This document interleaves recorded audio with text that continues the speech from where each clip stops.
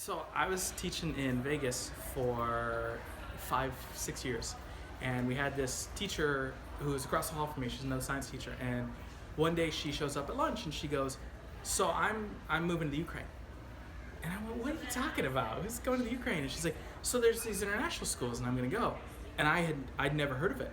I didn't even know that was a thing. So I was like, really? This is something you can do? It's just, oh, it's this whole network of international schools, and it's really great. So I instantly was like, this is what we're gonna do.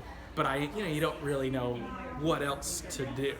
So it's like, well, how'd you get hired? And so it was this whole conversation about that. So I've been to a lot of schools. I've only ever worked at Korea International School, but I've been to HKIS. I have some friends there. Oh. I'm gonna go to International School Manila in the fall for a robotics thing, and American School of Japan. And because there's not a lot of design teachers, so we all know each other. So like the school in Jeju, hey, come down, let's talk about design technology. There's a school in Busan, or I have some friends there was a conference in South Saigon, and let's go look at their makerspace. So I'm trying to go to all these different schools to like get input for our program too. Teaching in the States, and I taught like low income kids, and they need you, and they really need like support and emotional and social stuff, and so it's harder to do content sometimes because you've got a lot of other issues you're dealing with. So internationally, I don't have any more of those issues. I don't have to write grants for robots. They're just like, here's some robots, or here's your makerspace, or here's $10,000 to build these things. And then you're in the States and they're like, write a grant, because that's what I did for a lot of like my design stuff. It's absurd. Like, I'd never traveled. I'm from Detroit. I'd never had a passport until I was like 30. And now it's like every year my daughter, who's 5, is like, we're going to Bali. Well, she's 8 now, but she's 5 when we came abroad.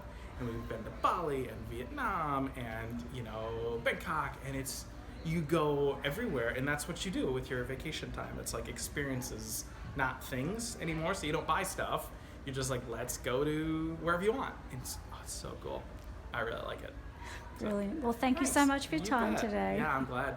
So I think as a couple, we were both ready for a change, and we actually met while teaching overseas. So we like traveling, and our daughter was old enough to get that positive experience too, and that's why we was a no-brainer, and we wanted to enroll with Search Associates because it was such a prestige company. So we went for it, and it worked. Great. It really worked, yeah. And we are placed in Beijing City International School. It's been almost 2 years, and we're loving it, really. Yes. Oh, wonderful. Yes. I'm here now at Earcos here in Bangkok. 2 years ago, I also came to Bangkok to an IB conference, and a lot of support from my school, and meeting fun people, connecting with other teachers. So it's been great. Yes. But it's been a wonderful experience. Yes. The food, the people, getting to know the sites, the Great Wall of China. It's that's part of also being an international teacher and working in an international school. You need to learn about the history and get to meet the people, the local people. What a wild story it has been, and a wild ride. 36 years on the international road.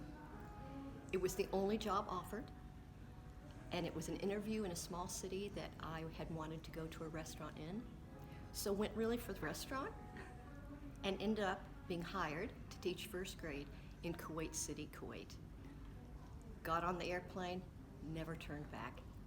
Love, love, love international teaching and the international child. Me too.